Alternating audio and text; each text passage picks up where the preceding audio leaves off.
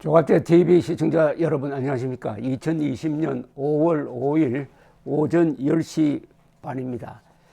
제가 몇 차례에 걸쳐서 미래한국당 비례정당 제1위입니다. 미래한국당이 통합당과 합치지 말고 독자적으로 선명 우파 정당으로 나아가야 한다는 이야기를 방송을 해드렸습니다. 그리고 조갑제닷컴에 정리된 글을 올리기도 했습니다. 오늘 반갑게도 김대중 전 조선일보 주필이 그와 맥락을 같이 하는 칼럼을 썼습니다. 그 글을 소개해 드리려고 합니다. 김대중 전 주필은 10년 이상 한국에서 가장 영향력 있는 언론인 1위로 뽑힌 분입니다. 이분의 칼럼은 단순 명쾌합니다. 그리고 오랫동안 한 60년 동안 한국의 정치를 관찰한 기자로서, 편집국장으로서, 칼럼니스트로서, 무엇보다도 주필로서 관찰한 이 경험이 묻어있는 글입니다. 이 글을 소개하게 된 것을 기쁘게 생각합니다. 좋은 생각은 친구를 만나야 합니다. 좋은 생각은 동조자를 만나야 그게 힘이 됩니다. 아마 미래한국당 안에서도 이런 고민을 하는 분들이 많이 있을 것이라고 생각을 합니다. 지금은 우파가 좋은 기회를 만났습니다. 이번 총선 대표는 어떻게 보면은 하기에 따라서는 재앙으로 위장한 축복이 될 수가 있습니다. 잘만 하면은, 잘만 하면 무슨 방향성이 생겨야 될 텐데, 오늘 김대중 칼럼이 아주 명쾌한 진단과 대안을 제시를 하고 있습니다. 김대중 전 주필은 미래통합당을 통하여 문재인 정권의 좌파 독재 노선을 저지하고 2년 뒤 정권 교체를 실현한다는 희망은 여기서 접어야 할 것 같다로 시작합니다. 통합당이 4.15 총선에서 초라한 성적을 남겨서가 아니고 총선 후유증으로 당내 불화가 노정되고 당의 지도 노선이 표류해서도 아니란 것입니다.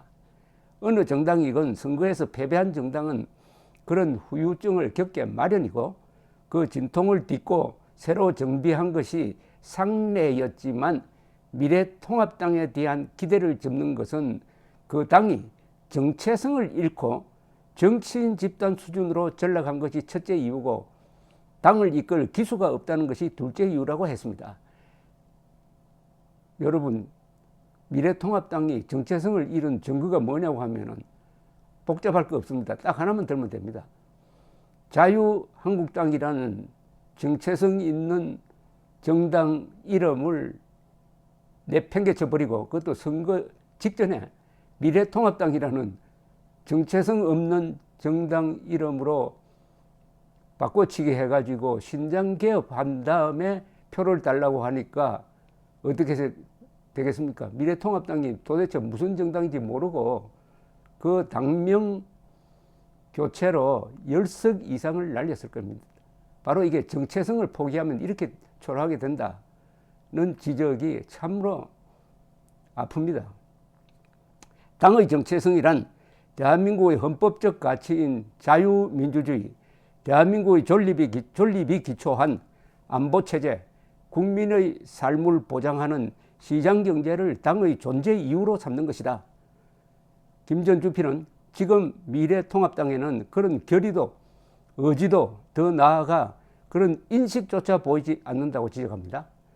선거에서 이기고 지는 것은 있을 수 있지만은 어떤 상황에서도 당의 정체성을 잃어버리면 그것은 정당의 사망과도 같다는 지적을 김 주필이 했습니다. 정당은 당연히 권력지향적이고 정치인도 그렇지만은 정권이건 당권이건 결국 권력을 얻기 위한 싸움이 정치의 본질인데 왜 싸우는지를 망각하면 존재할 이유가 없다는 것이 김주필의 핵심 메시지입니다. 왜 싸우느냐? 뭘 지키기 위해서 싸우느냐? 미래통합당은 왜 존재하느냐? 반공 자유민주주의, 시장경제, 법치, 인권, 한미동맹, 한일 우호관계 이런 걸 지켜야 될 정당이 미래통합당으로 이름을 바꾸면서 정체성을 포기했다. 그러면 사실상 스스로 사망선고를 한 것이다. 준열한 비판입니다. 그러면서 이렇게 덧붙입니다. 지금 미래통합당이 그 방향으로 가고 있는 것 같다. 아무리 성형수술을 하고 화장을 하고 새 옷을 입는다 해도 자기들이 무엇 때문에 존재하는지를 망각하면 정치업자에 불과하다. 정당은 국민 각자의 정치적 지향을 대신해주는 통로이고 국민들의 의사를 대변해주는 대리인인데 지금 대한민국 국민 41%의 의사는 통로를 잃고 공중에 떠 있다고 진단했습니다. 41%는 이번에 통합당 후보들을 지지한 득표수를 다 모은 겁니다. 김대중 주필은 그러면서 이제 보수 우파, 다른 말로는 문체제의 노선을 반대하는 반좌파의 국민은 새로운 야당을 찾을 수밖에 없게 됐다. 이제 대안이 나옵니다. 그러면서 조갑제닷컴은 이번 총선에서 미래통합당의 위성정당으로 생성된 미래한국당이 통합당에 흡수되지 않고 독자 생성하면서 새로운 야당의 주류가 될 것을 제안했다고 소개했습니다. 그러면서 이런 논평을 붙였습니다. 대단히 흥미로운 제안이다. 이런 발상이 흡인력을 갖게 되면은 미래통합당 내에서도 역으로 호응이 있을 수 있다.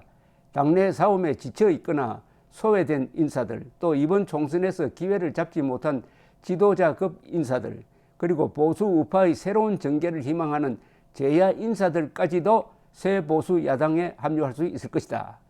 어쩌면 이명박, 박근혜 두 전직 대통령을 포함해 과거 보수 우파 정권에서 고위공직을 맡았던 전직 인사들까지 모두 힘을 합쳐 새로운 야당의 탄생을 도울 수 있다. 아주 근사한 그림입니다.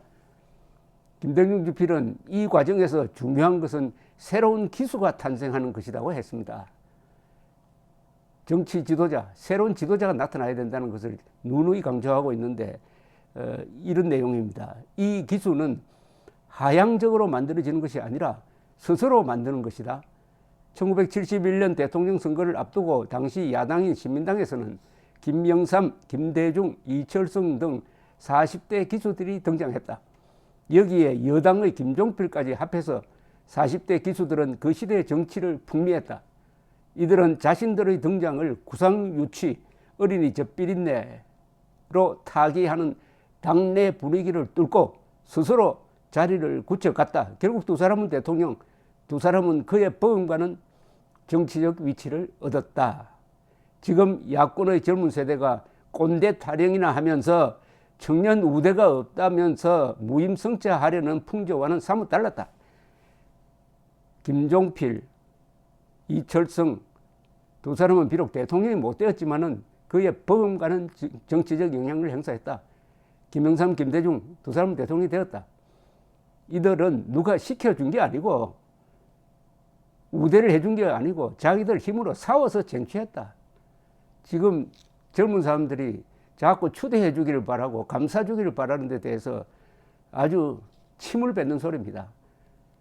권력의 게임에서 무슨 자기가 싸워서 그 위치로 올라가야 된다 이런 말 아니겠습니까? 김대중 씨가 살아있을 때 이런 이야기를 저한테 여러 번 했습니다. 내가 누가 시켜서 여기까지 왔느냐고. 김 전 주필은 정치는 그 소속원들의 싸움이지만 실은 그 우두머리의 싸움으로 귀결된다면서 대표 주자가 없으면 그 싸움은 질이 멸렬한다. 기수가 없으면 지역 싸움에서 이겨도 이긴 것 같지가 않고 기수가 이끌면 저도 이긴 것 같다는 명분을 남겼습니다. 명분 있는 싸움을 하면은 저도 이긴 겁니다. 이번에 통합당이 이렇게 대패한 이유는 진짜 대패는 뭐냐? 정체성을 포기하면서 표를 구걸했는데 표도 오지 않고 정체성은 달아나 버렸다. 저도 참 비참하게 졌다. 그러나 정체성을 놓고 싸웠으면 저도 남는 게 있었을 것이다 라는 교훈을 지적하고 있습니다. 김대중 칼럼은 오늘 이 칼럼은 대안이 있습니다. 원래 글은 이렇게 써야 됩니다. 비판하기 쉽습니다. 된다는 쪽보다 안 되는 쪽 이유를 찾아내기는 너무나 많아요. 쉬워요. 그러나 대안을 제시하는 게 빠져 있으면 그것은 그냥 비방에 끝납니다. 그런데 김대중 칼럼은 대안을 제시를 하고 있습니다. 이분의 마지막 결론을 제가 읽어드리겠습니다. 2022호의 야권은 결국 새로운 야당의 출현으로 면모를 일신하길 기대한다. 대한민국 미래의 중대한 변수가 될 수 있는 세계적 또는 동북아시아적 상황 변화가 엄습하고 있다. 트럼프 미국 대통령의 재선 여부, 북한 김정은의 신상 변화, 중국 지도부의 새로운 전개 여부, 그리고 무엇보다 코로나 사태의 영향으로 굳게 닫힐 세계 교역의 문, 그리고 우리 실물 경제의 추락 등 경제 위기는 2020년 이후 권력 정치의 기상도를 미궁으로 몰고 갈 것이다. 관건은 문 정권의 완고한 이념 정치가 이 파고를 넘을 수 있느냐에 있고 한국에 새로운 대안을 허락할 것이냐에 있다. 새로운 대안을 만들어내야죠. 미래한국당에 대한 이런 좋은 생각은 여러분들이 공유하시면 이걸 널리 퍼뜨려야 됩니다. 제가 처음 방송을 했더니 어느 정치 국회의원 한 분은 그 이야기를 가지고 생면부지의 한국당 당선자들 여러 명에게 전화를 해가지고 소개를 했다는 이야기를 들었습니다. 그러니까 미래한국당을 키우려면은 그 안에 구성원과 바깥의 이런 생각이 서로 연결되어야 합니다. 참 좋은 기회가 왔습니다. 우파는 지지 않았습니다. 우파는 지지 않았어요. 통합당은 졌어요. 대선에서 이길 수 있는 기회가 있습니다. 그러나 지금처럼 사전투표 조작설 같은 그 자멸적 지능 게임을 해서는 안 됩니다. 눈을 높이 들어서 넓게 보고 김대중 주필이 제안한 이 화두를 진지하게 여러분 주변에서 한번 토론해 보시기 바랍니다. 그리고 좋은 댓글을 많이 남겨주시기 바랍니다. 감사합니다.